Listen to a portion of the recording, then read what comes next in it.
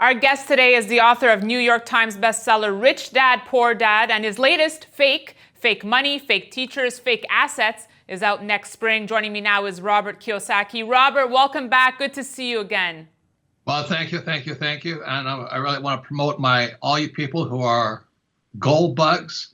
You'll love my newest book, Fake. Yeah. Because it's everything you already know, but I also include fake assets and fake teachers. See, this whole thing is fake.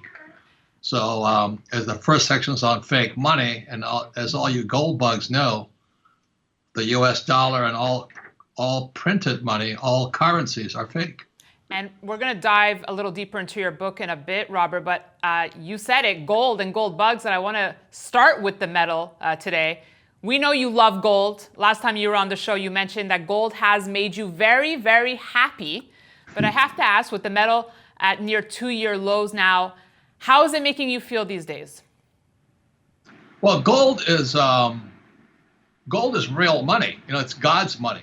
In Fake, I cover the fact that there's God's money, which is gold and silver, but there's also currency or fiat currency, what I call government money, and that's as fake as it comes. I mean, why anybody works for it or saves it, I don't know, or invests for it, I don't know. And then there's fake teachers. I mean, as you know, with Rich Dad, Poor Dad, I've always asked, why don't we have financial education in schools? And if you had a real financial education, you'd really have to have a whole foundation based upon what's real money, which is gold and silver.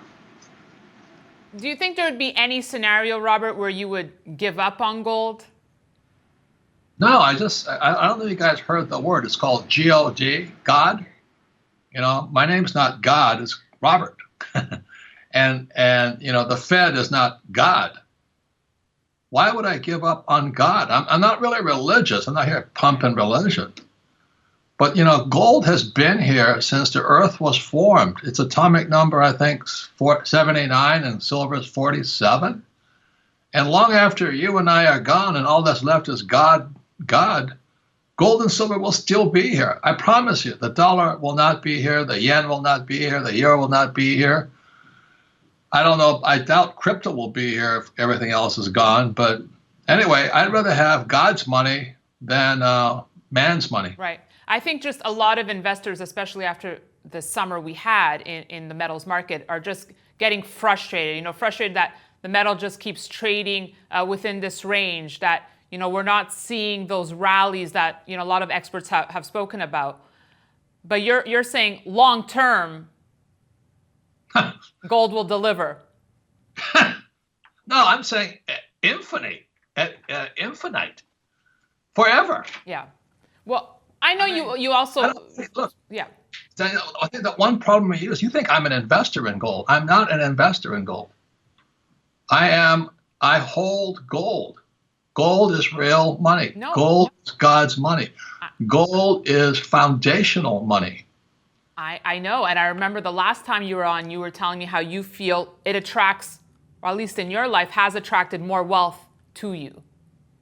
Well, my book Fake starts with I was flying in Vietnam. I was a Marine pilot in Vietnam, and my rich dad wrote me a letter. It was snail mail time, and he says, "Hey, Nixon took the dollar off the gold standard.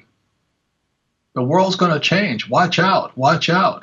And I didn't know what the gold standard was. This was 1972. We don't learn anything about money or gold or anything in school. School's a waste of time for anybody who wants to be rich. So anyway, I'm in Vietnam. I said, I don't even know what gold is. That's how bad it is. So I went flying behind enemy lines in Vietnam to go look for gold.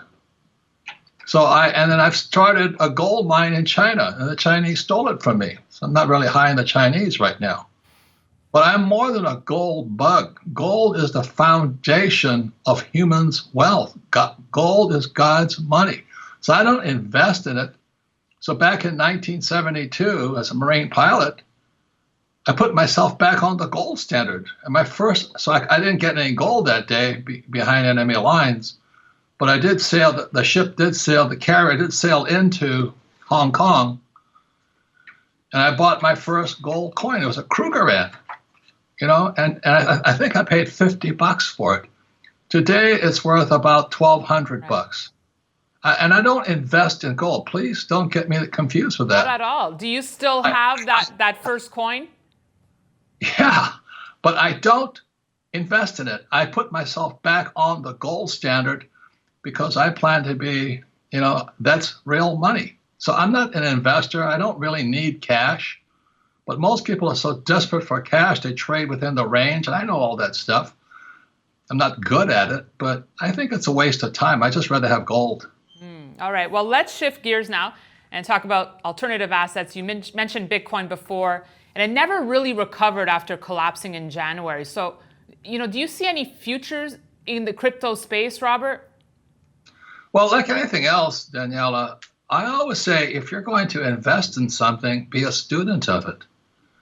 And I'm an old guy. I can barely use my cell phone. I mean, my company has to come and help me fix my radio in my car because I'm so technophobic. I'm so technologically obsolete. But if you're going to invest in crypto, it's the same as you want to invest in gold. Be a student of it. I am a student of gold and silver. I have started a gold mine in China and a silver mine in Argentina. I know a lot about gold. I know a lot about the public markets. So if you're going to invest in crypto like Bitcoin and those things, be a student of it. That's all I'm saying. Is it going to be around? Absolutely. Not Bitcoin, but blockchain will be here. So blockchain is going after gold. That's the way I see it. I mean, blockchain is going after the dollar, fiat currency. So the real threat to fiat currency is blockchain.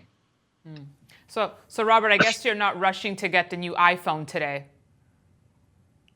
Well, I don't know how to use it, Danielle.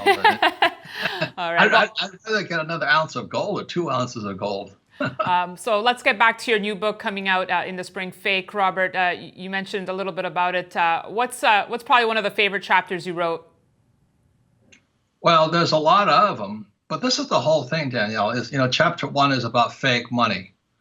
In Rich Dad Poor Dad, if you follow the book, it says the rich don't work for money. Why don't the rich work for money?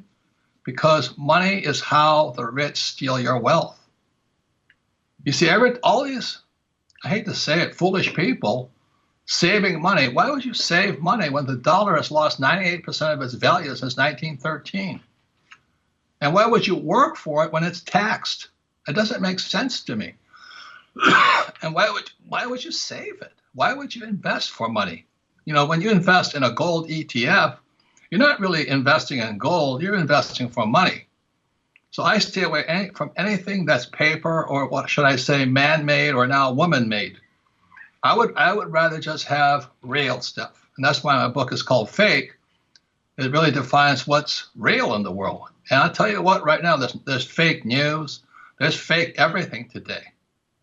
So that's why I wrote my book Fake, because you better figure out what's real pretty quickly. So name me 3 things, just to conclude here, Robert, 3 things that are real for Robert Kiyosaki. So gold is one of them. Absolutely. And you got to have real teachers. Most teachers are phonies. They don't teach subjects they know. For example, when I went to flight school, my teachers were real teachers. That was a wake-up call for me. My rich dad was a real teacher. And most people are being taught by good people, but they're poor people. Look at all the teachers on strike. They need money. And then fake assets. Look, when somebody says invest for the long term in the stock market, that's not an asset. You're their asset. Every time you send money to Wall Street, you're the asset. Your money is not the asset. They want your money for the long term. That's why I don't have a 401k or Roth IRA and all that stuff. I'm a professional investor. I can create my own assets. I have my own companies. I have, my own assets. I have a lot of real estate. I have cash flow, and I use debt. So fake is for people who are looking for new ideas, not that garbage they're putting out on CNBC. I like CNBC, but it's fake. All right. Keeping it real. Robert Kiyosaki, thank you so much for joining us today.